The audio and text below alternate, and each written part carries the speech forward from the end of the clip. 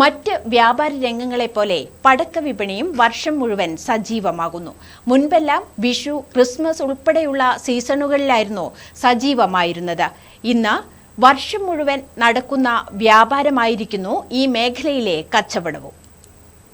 വയനാടൻ വനാതിർത്തി ഗ്രാമങ്ങളിലും മറ്റും വന്യജീവി ശല്യം വർദ്ധിച്ചതോടെ കൃഷിയിടങ്ങളിലെത്തുന്ന വന്യജീവികളെ തുരത്താൻ പടക്കങ്ങളും മറ്റും ഉപയോഗിച്ചു വരുന്നുണ്ട്. ദിവസങ്ങൾ കഴിയുന്തോറും വന്യജീവി ശല്യം കൂടുന്നത് പടക്ക വിൽപ്പനയും വർദ്ധിക്കുന്നതിന് കാരണമായിട്ടുണ്ട്. ജില്ലയിലെ വിവിധ ടൗണുകളിൽ എല്ലാ ദിവസങ്ങളിലും തുറക്കുന്ന പടക്കക്കടകൾ കാഴ്ചയാണ്. വിഷു അടുത്തെത്തിയതോടെ പടക്ക വിപണിയിൽ കൂടുതൽ ഉണർവ് അനുഭവപ്പെട്ടിട്ടുണ്ട്. പൊട്ടുന്ന പടക്കങ്ങളെക്കാൾ വർണ്ണത്തിൽ പ്രകാശിക്കുന്ന നിലച്ചക്രം, പൂത്തിരി, കമ്പിത്തിരി, പൂക്കുറ്റി തുടങ്ങിയവയ്ക്കാണ് വിൽപ്പനയേറെ.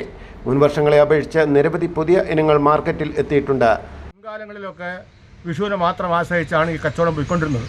എന്നാൽ ഇപ്പോൾ ഈ പറയുന്ന ഒരു പൊതുവൽക്കരിച്ച് എല്ലാ ആവശ്യങ്ങൾക്ക് വേണ്ടിയും ആഘോഷങ്ങൾ വരുമ്പോൾ പടക്കത്തെ ആശ്രയിക്കുന്ന ഒരു രീതി ഇപ്പോൾ നിലനിൽക്കുന്നുണ്ട്. പ്രധാനമായും വന്യമൃഗശല്യം രൂക്ഷമായപ്പോഴും ഈ പൊട്ടുന്ന പടക്കങ്ങൾ, ഗുണ്ടുകൾ തുടങ്ങിയിട്ടുള്ള പടക്കങ്ങൾ ആളുകൾ ധാരാളമായി ഉപയോഗിക്കുന്നുണ്ട്. മുൻവർഷത്തേക്കാൾ വിലയും ഉയർന്നിട്ടുണ്ട്. വിഷു അടുക്കുന്നതോടെ കൂടുതൽ കച്ചവടം ഉണ്ടാകുമെന്ന പ്രതീക്ഷയിലാണ് ഈ രംഗത്തെ കച്ചവടക്കാർ. CD ബാബു, മലനാട് ന്യൂസ്, പുൽപ്പള്ളി.